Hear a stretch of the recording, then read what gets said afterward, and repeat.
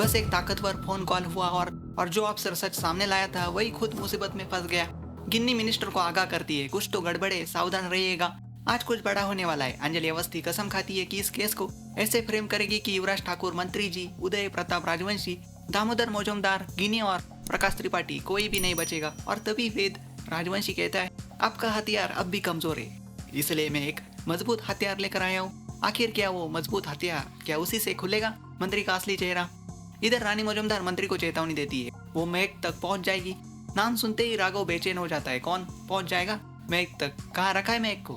गिन्नी ताना मारती है, आपने तो उसे विदा कर दिया, अब उसकी जिम्मेदारी उसके ससुराल वालों की है, वो चाहे उसे दाव पर लगाए या तराजू में तोले।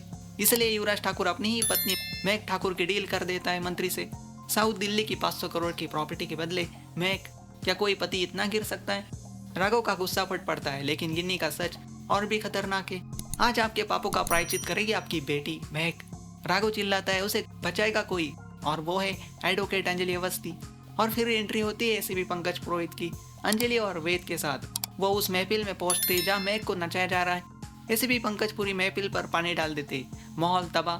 मंत्री आहूजा और युवराज अंजलि को जान से मारने का आदेश देते, लेकिन एक्शन सीन में अंजलि और वेद गुंडों की धज्जियां उड़ा देते।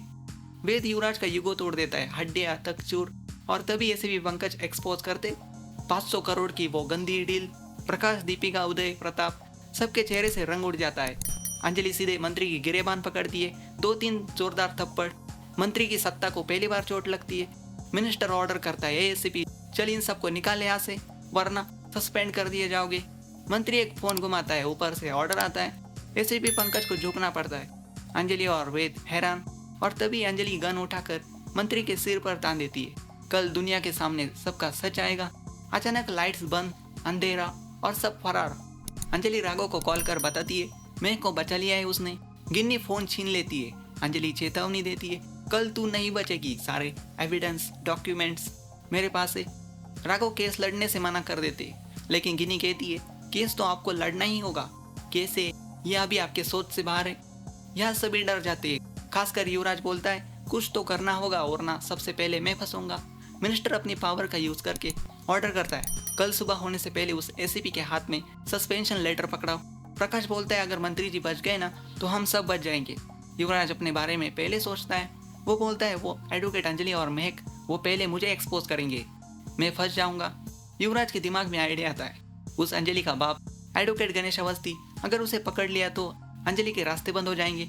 क्या वेद और अंजलि का प्लान बचा पाएगा एसीपी का? सस्पेंशन और मंत्री का क्या आएगा सच सामने? अगर आपको ऐसे ही लेटेस्ट अपडेट्स चाहिए तो चैनल को सब्सक्राइब करना बिल्कुल भी मत भूलिए। Atul talk channel